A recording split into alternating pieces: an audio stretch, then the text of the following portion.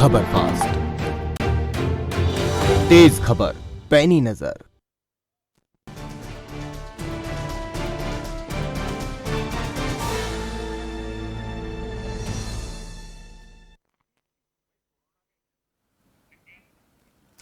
नमस्कार, आप देख रहे हैं सिंहासन पर महासंग्राम और आपके साथ मैं हूं कायनात अंसारी। उत्तर प्रदेश में चुनावी माहौल चरम पर है। 10 फरवरी को पहले चरण का चुनाव संपन्न हुआ तो दूसरे चरण के चुनाव के लिए दिग्गजों ने ताकत झोंक दी। अब कल यानी 14 फरवरी को दूसरे चरण के लिए चुनाव होना है। दूसरे चरण में पश्चिमी यूपी और रोहेलखंड के 9 जिलों सहारनपुर, बिजनौर, मुरादाबाद, संभल, रामपुर, अमरोहा, बदायूं, बरेली और शाहजहांपुर की 55 विधानसभा सीटों पर मतदान होगा।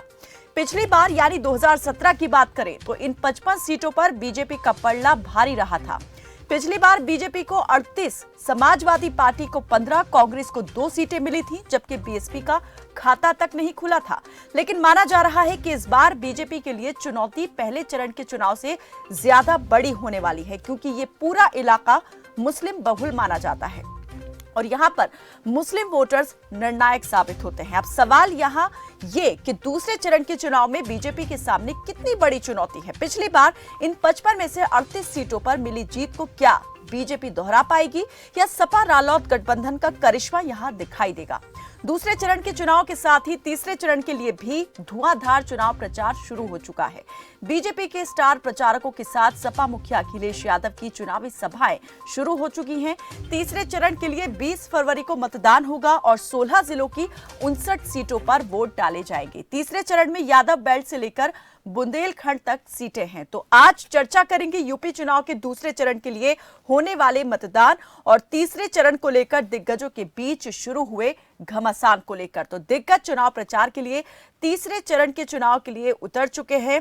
चुनावी सभाएं देखी जा सकती हैं। कल से यह सिलसिला शुरू हो चुका है। जैसे ही दूसरे चरण का चुनाव प्रचार थमा, उसके साथ ही तीसरे चरण के लिए चुनाव प्रचार शुरू हो चुका था।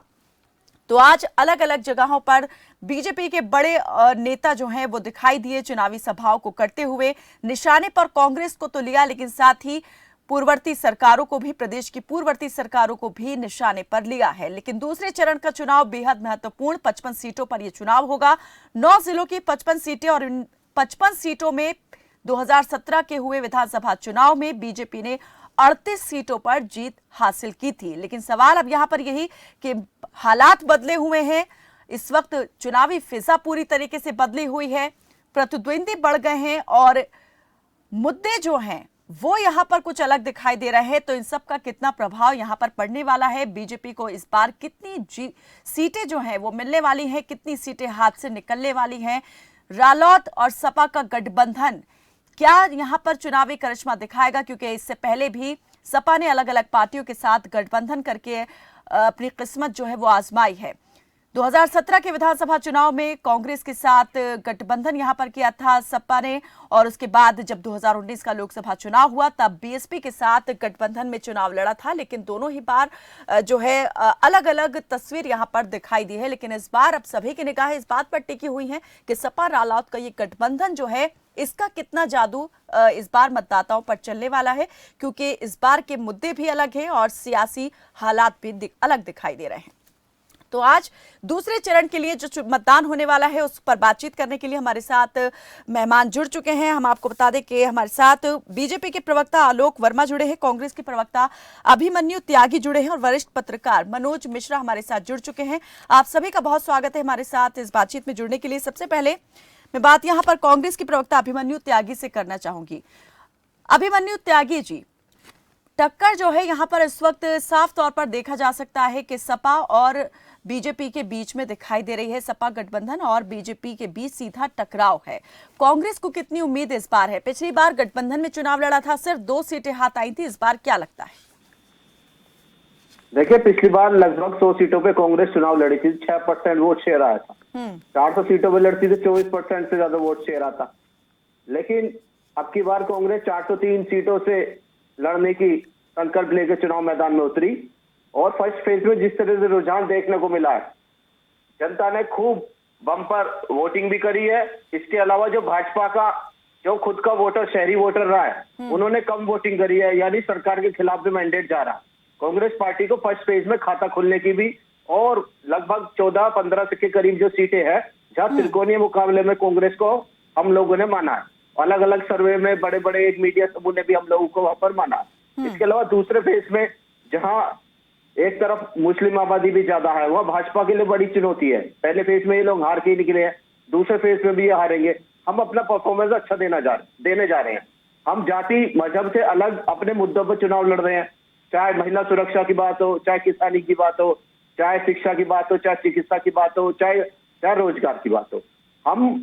हम जाति और धर्म पर नहीं लड़ रहे हैं चुनाव। लेकिन जो भारतीय जनता पार्टी है वो विकास के मुद्दे पर तो काम कर नहीं पाई, इसलिए जाति मजहब पर इनकी मजबूरी रह गई चुनाव लड़ने की। फर्स्ट फेज में जिस तरह से आदरणीय प्रधानमंत्री जी ने कोई कैंपेन नहीं करा, ये फर्स्ट फेज में ही पिछड़ गए, सब लोगों ने मान लिया। सेकंड फेज में भी ये हार रहे हैं और बाकी के जो फेज बचेंगे 5 कुल 7 फेजों में, ये उसमें भी वो हारते जाएंगे। इनकी सरकार अब जा रही है और असली जो काम कांग्रेस करने जा रही है वो ये है। विश्वास के साथ इस बात को लेकर आश्वस्त है कि इस बार जो है नतीजे पिछली बार के नतीजों से बिल्कुल अलग दिखाई देने वाले हैं। मैं इसी के पीछे का कारण आपसे जानना चाह रही हूँ। इसके पीछे आप कौन सी ऐसी बड़ी वजह देख रहे हैं कि तस्वीर इस बार बिल्कुल उलट नजर आएगी और कांग्रेस जो अपनी सियासी जमीन तलाश रही है उसके हाथ कोई खजाना लगने वाला है? देखिए, भाजपा के हार के तो कई कारण है। एक कारण ये है कि किसान के आंदोलन, इसके अलावा जो ये 2 फेज है। मैं आपकी जीत के कारणों की बात जानना चाह रही हूँ, आप बीजेपी की हार के कारणों को गिनवा रहे हैं। मैं कांग्रेस के जानना चाह रही हूँ, ये विश्वास जो है ये किस बिना पर आ रहा है, किस आधार पर है? देखिए, एक तो हमारा मुद्दा है लड़की हूँ लड़ सकती हूँ।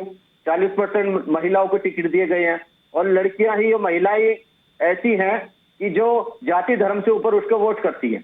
इसके अलावा हम लोगों ने संघर्ष करा है, जो शोषित है, जो पीड़ित है, उसके तरफ कांग्रेस खड़ी रही है। उन शोषित और पीड़ितों को भी कांग्रेस पार्टी ने टिकट दी है। चाहे उन्नाव की घटना, जो रेप पीड़िता के घर से एक टिकट दिया गया, उनकी माता को टिकट दिया गया। इसी तरह खुशी दुबे की बहन को टिकट दिया गया है। CNRT में सदव जफर है, उनको टिकट दिया गया। रितु सिंह को लखीमपुर खीरी में टिकट दिया गया, ब्लॉक प्रमुखी में जो अन्याय हुआ था उनके साथ। इसी तरह गोंड साहब को टिकट दिया गया। मतलब आपको लगता है महिलाओं को लेकर जो कांग्रेस ने दांव चला है वो दांव इस बार सही निशाने पर लगने वाला है और कांग्रेस के लिए कुछ अलग होने वाला है? आलोक वर्मा लगातार मुस्कुरा रहे हैं, उनसे जान लेते हैं। आलोक वर्मा जी, इस बार के लिए जो है पूरी तरीके से तस्वीर बदली हुई दिखाई दे रही है। बीजेपी के सामने चुनौतियां बहुत ज्यादा खड़ी हैं। किसान आंदोलन के बाद फिर जो दूसरी और चीजें यहाँ पर हुई हैं, उसके बाद लगातार जो है विपक्ष हमलावर है। इस बार क्या लगता है कि पिछली बार की तरह मेहरबान होगा मतदाता या फिर कुछ और इस बार दिखाई देगा? कहना चाहूंगा, दिल को समझाने को गालिब यह ख्याल अच्छा है। आप सोच रहे हैं, बढ़िया सपना देख रहे हैं, ख्वाब बुन रहे हैं, बहुत अच्छी बात है। दूसरी बात, आपने अभी लड़की हूं लड़ सकती हूं की बात कही, तो मुझे तो याद है कि जब प्रियंका गांधी बड़े शानो शौकत से कांग्रेस दफ्तर में बैठी थी, पोस्टर जारी किया था, 4 लड़कियां थी। 4 लड़कियों में से 3 लड़कियां हमारे साथ चली आई, भारतीय जनता पार्टी की हिस्सा बन गई हैं। उनको पता है कि लड़ सकते हैं तो किसके साथ लड़ सकते हैं। वो जानती हैं, भारतीय जनता पार्टी और आपकी पूरी कांग्रेस जानती है कि भारतीय जनता पार्टी के साथ ही लड़ सकते हैं। लड़कियां अगर कहीं सुरक्षित हैं तो भारतीय जनता पार्टी के साथ हैं। दूसरी बात, सबसे अहम बात, 2017 में आपने चुनाव लड़ा, उत्तर प्रदेश में 2 लड़कों की जोड़ी खड़ी हुई, साथ उन्होंने चुनाव लड़ा, नतीजा आया तो क्या हुआ? क्या हुआ आपको अच्छी तरीके से याद होगा। हमारा कुछ नहीं बिगड़ा, 2 दिल टूट गए। 2019 का चुनाव आया, बुआ बबुआ साथ आए, हमारा कुछ नहीं बिगड़ा, 2 दिल टूट गए। 10 मार्च को नतीजा आएगा 2022 का, हमारा कुछ नहीं बिगड़ेगा, कई दिल टूट जाएंगे। जरा देखिए ना, भारतीय जनता पार्टी के साथ उत्तर प्रदेश के लोग लगातार किसका क्या बिगड़ेगा, किसका दिल टूटेगा? बिल्कुल ही आपने ठीक किया, कहा है कि 10 मार्च को नतीजे ही ये साफ कर पाएंगे। कुछ कहना यहाँ पर कांग्रेस के प्रवक्ता चाह रहे हैं, लेकिन मैं आपके पास आऊं इससे पहले मैं चाहूंगी हमारे साथ वरिष्ठ पत्रकार मनोज मिश्रा जो जुड़े हुए हैं उनसे भी जान लेते हैं कि इस बार के समीकरणों को वो किस प्रकार से देख रहे हैं। जी मनोज जी।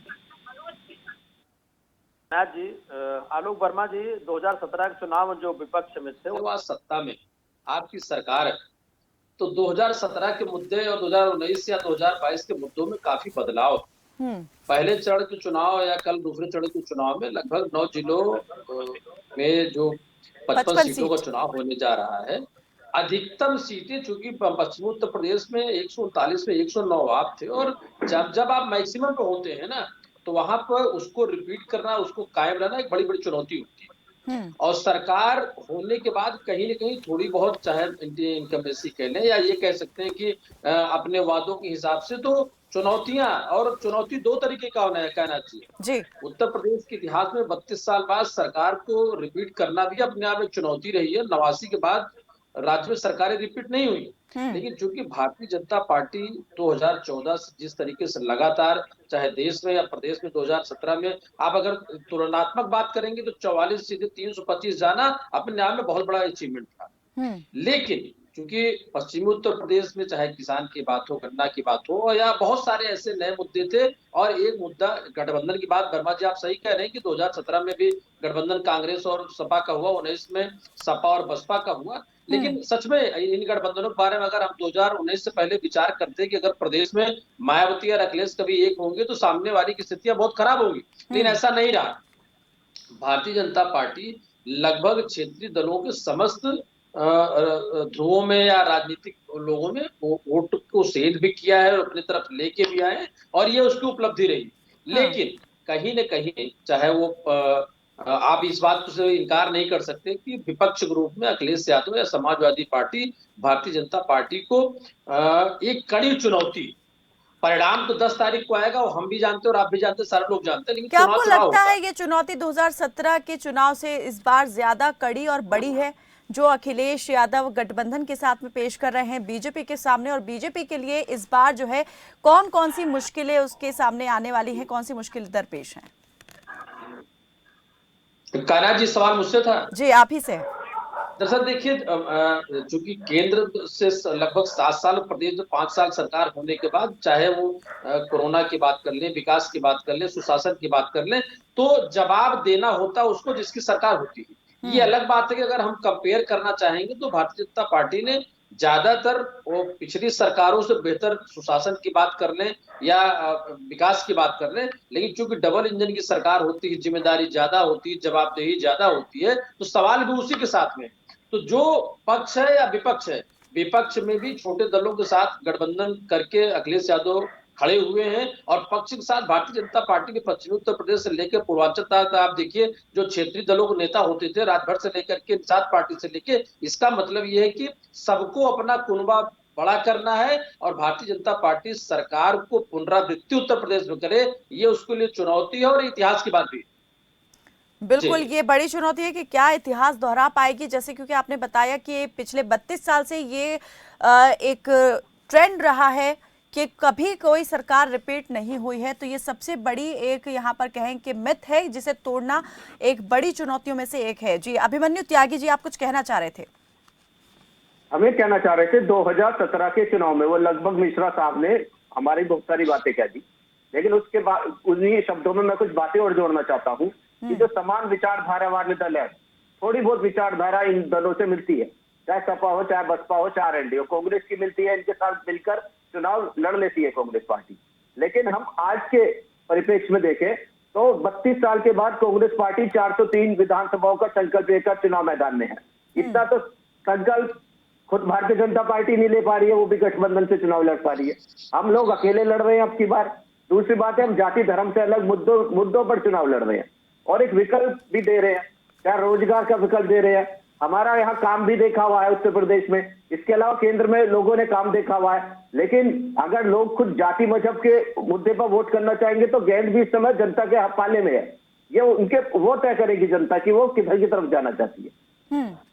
आलोक वर्मा जी, बीजेपी के सामने कई चुनौतियां यहाँ पर इस वक्त हैं, और हाल फिलहाल में जो यहाँ पर विवादित मुद्दे भी चल रहे हैं वो भी कहीं ना कहीं असर डाल सकते हैं। मुस्लिम बहुल इलाके में ये चुनाव होने वाला है, तो अभी जो हिजाब को लेकर जो विवाद छिड़ा हुआ है, क्या लगता है क्या ये वोट को काटेगा बीजेपी के? पहली बात कर लो अभिमन्यु जी की। अभिमन्यु जी से उनके काम को देखा है उत्तर प्रदेश ने, मुझे लगता है 3 दशक पहले देखा है, और एक पूरी पीढ़ी जवान हो चुकी है जिसको याद भी नहीं है कि कांग्रेस का पिछला मुख्यमंत्री कौन था। तो मुझे लगता है कि नया समय आया है। अभिमन्यु जी, मैं आपको सुन रहा था, AD degree college, inter college भी कांग्रेस की सरकार में बनाए गए थे।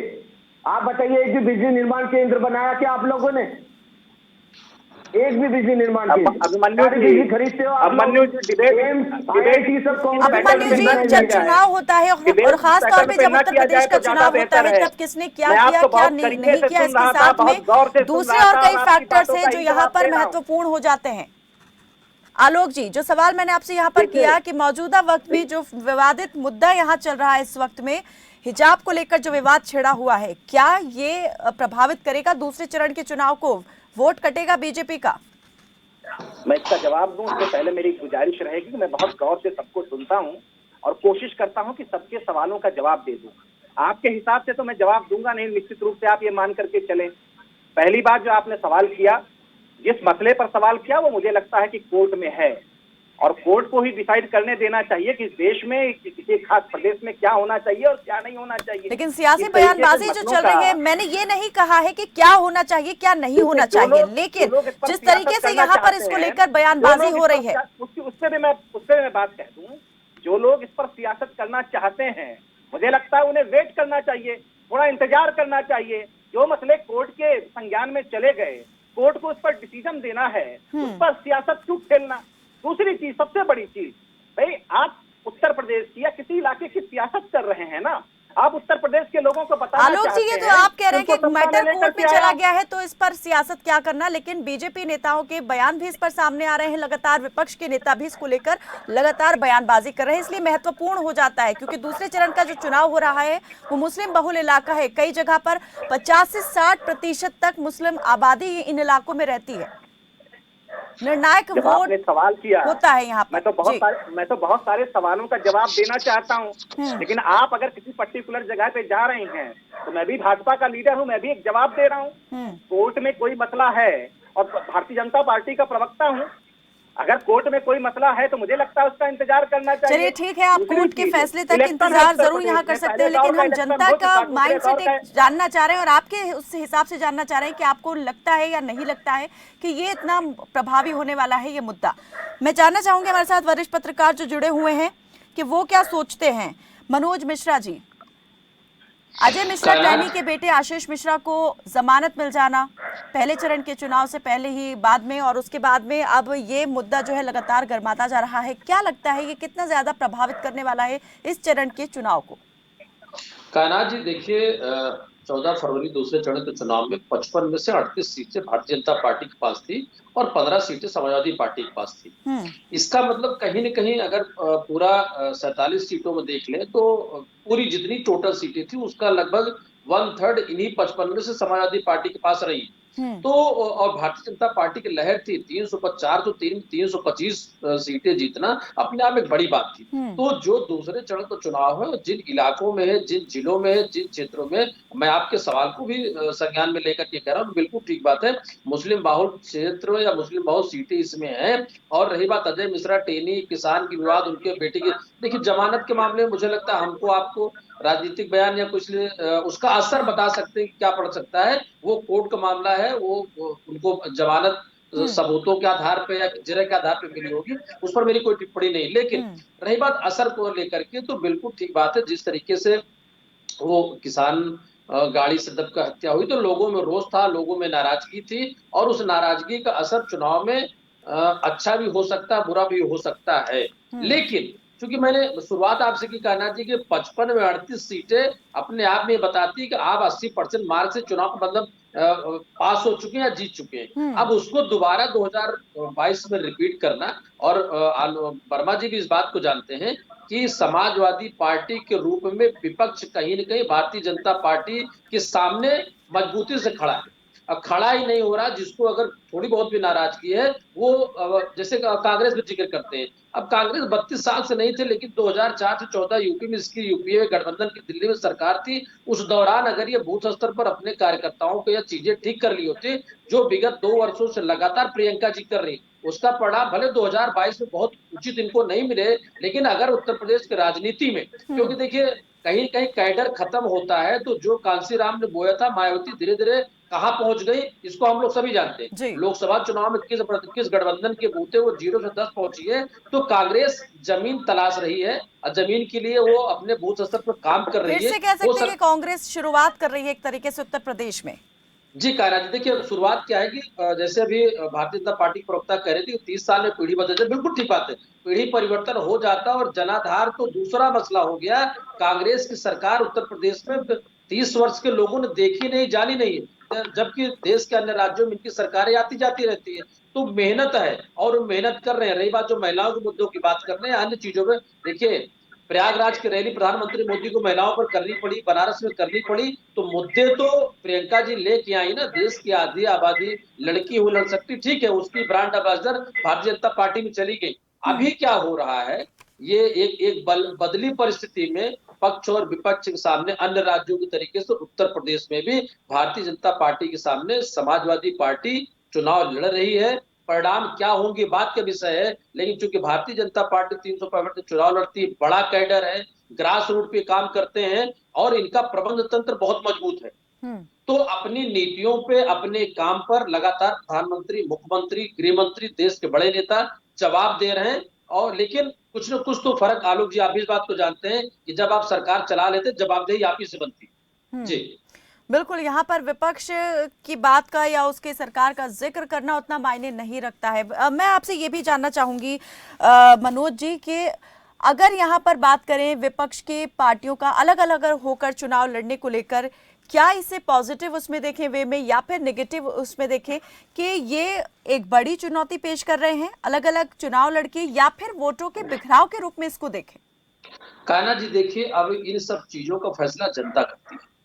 अब जनता की बात मैं आपसे इसलिए कह रहा हूं कि हम लोगों ने बहुत बार जिक्र किया होगा अपराधी और आरोपी को, लेकिन जनता ने 2012 के बाद चाहे उत्तर प्रदेश हो, बिहार हो या अन्य राज्यों में अपराधियों का वो चुन के सदन में नहीं भेजती है। तो उसी तरीके से Bharatiya Janata party trend set करती है। हर साल वो अपना अपना अपने काम का एक जवाब देती है लोगों को, और 5 साल के भी काम के जवाब को वो चर्चा करती है। ये एक अच्छी बात है। लेकिन जहां दूसरी तरफ विपक्ष की बात कर लें, तो देखिए कई राज्य हैं, चाहे उत्तराखंड की बात कर लें, हिमाचल की बात कर लें, पंजाब की बात कर लें, ये अलट पलट ये सरकारें रिपीट नहीं करते। लेकिन 2002 से 2007, 7 से 12, 12 से 17 या उससे पहले भी देखिए तो लगातार क्षेत्रीय दल इस उत्तर प्रदेश में सरकारें बनती रही हैं। मंडल कमंडल एक बड़ा मुद्दा रहा है, आरक्षण जातिगत बड़ा मुद्दा रहा। लेकिन 2014 से जिस तरीके से भारतीय जनता पार्टी ने बदलाव की राजनीति की और ये जो क्षेत्रीय जातीय दल थे, इनमें इसने अपनी सेंध की और अपना दायरा बड़ा किया। यही वजह रही कि 80 में 73 और 403 में 325 सीटें ये जीत कर आए।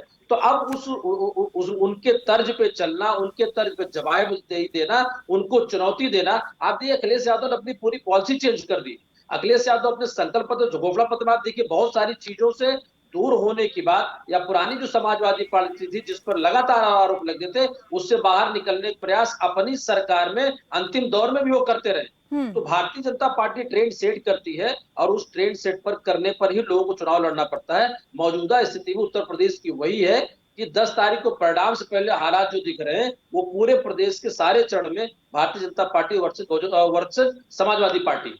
जी जी, अभिमन्यु त्यागी जी, कांग्रेस के लिए कितनी संभावनाएं अब अभी देख पा रहे हैं कि कितनी सीटें इस बार कांग्रेस को मिलने वाली हैं, नहीं मिलने वाली हैं, क्या लगता है?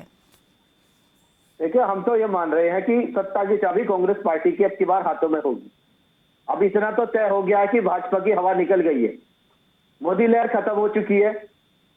देश के गृह मंत्री को गलियों में पर्चा बांटते हुए घूमते हुए भी सब लोगों ने देखा। इन्होंने 80 बनाम 20 करने की कोशिश करी। अली, बाहुबली, बजरंगबली, कब्रिस्तान, अब्बाजान, तमंचावादी, क्या क्या इन्होंने कही, लेकिन है ना वो कारगर नहीं हो पाया। इसके बाद इन्होंने जाट बनाम मुस्लिम करने की भी कोशिश करी, वो भी कारगर नहीं हो पाया। पब्लिक, इनकी जो नेता है वह भीड़ में भी नहीं पहुंच पा रही थी, तो इनके पास बस यही विकल्प बचा था कि ये इससे दूरी बना ले। तो आदरणीय प्रधानमंत्री जी ने पहले चरण में दूरी बना ली थी, वो उन्होंने एक भी रैली नहीं करी। वो दूसरे फेज में निकले हैं। जो दूसरा चरण है उसमें मुस्लिम आबादी जो है वो 25% से 50% के करीब पहुंच रही है। इसलिए अब ज्यादा हो हल्ला ये लोग कर नहीं पा रहे हैं। जो मीडिया के एक समूह को इन लोगों ने उत्साह रखा था, अब वो भी शांत है। ये लोग खुद शांत है, अब की बार हो हल्ला नहीं है। और आप देखेंगे जिस तरह से बाकी के चरणों में चुनाव होता चला जाएगा तो पब्लिक इनकी हवा निकालती चली जाएगी और इनको बैक टू पेविलियन पहुंचा देगी।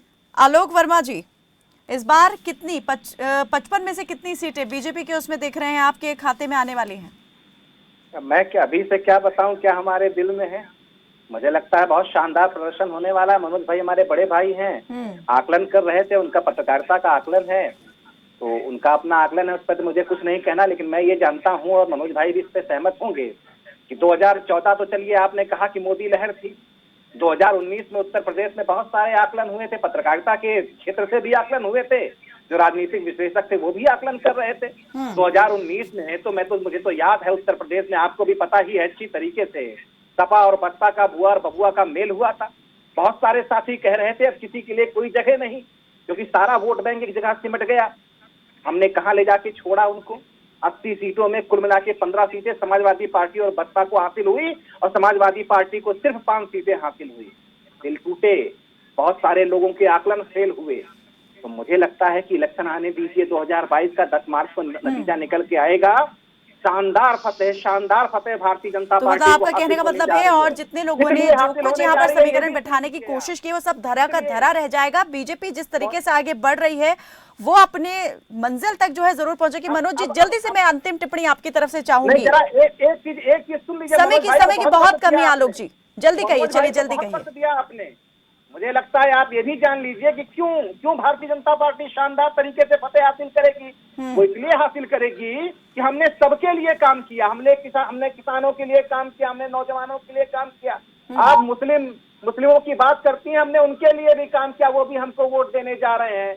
मुस्लिम महिलाएं भी हमको वोट देने जा रही हैं। नौजवानों के लिए भी हमने काम किया, और सबसे बड़ा काम जो हमने किया, उत्तर प्रदेश को अपराध की राजधानी जो बन गया था पिछले सालों में, अपराध की राजधानी बनने से रोका, हमने थामा। मनोज जी हालात है जो ईज ऑफ डूइंग बिजनेस में हम दूसरे नंबर पर हैं, अर्थव्यवस्था में हम। मनोज जी किसके दावों में कितना दम, जल्दी से अंतिम टिप्पणी फटाफट मैं चाहूंगी, जल्दी अपनी प्रतिक्रिया आप दे दें, मुझे जल्दी से वाइंड अप करना है जी। कायनात जी बस 30 सेकंड लूंगा, चूंकि आलोक भाई ने कुछ बातें ऐसी जिसका जवाब देना बहुत जरूरी है। आलोक जी देखिए, सरकारें किसकी बने नहीं बने किसी पत्रकार साथी से कोई मतलब नहीं होता, और हम लोग कोशिश ये करते हैं कि ज्यादा तक बातें आपकी जनता तक पहुंचाए, जो हमारा काम है वो एक माध्यम है। लेकिन देखिए, चूंकि जनता को तय करना होता है सरकारें किसकी बनेगी और किसकी नहीं बनेगी, और आपकी सरकार दोबारा बने आपको बधाई, नहीं बने तो हमारा या कायनात का या किसी चैनल का कोई उसमें योगदान नहीं होता है। जो चीजें जनमानस में होती है हम और आप सिर्फ और सिर्फ यहाँ पर बैठ करके आकलन ही कर सकते हैं, ये एक अनुमान ही लगाया जा सकता है कि इस बार क्या होने वाला है। चलिए बहुत शुक्रिया, समय की बहुत ज्यादा इस वक्त मेरे पास कमी रही, नहीं तो हम इस पर आगे और बातचीत करते। तो दूसरे चरण के लिए कल मतदान है, तो 20 फरवरी को होने वाले तीसरे चरण के लिए चुनाव के लिए दिग्गजों ने चुनावी जिलों को मंथना शुरू कर दिया है। इस चुनावी मंथन में किसके हिस्से जीत का अमृत आएगा और किसे हार का विष मिला, ये नतीजों के दिन ही साफ हो पाएगा। फिलहाल के लिए मेरे साथ बस इतना ही। आप देखते रहे खबर फास्ट। नमस्कार।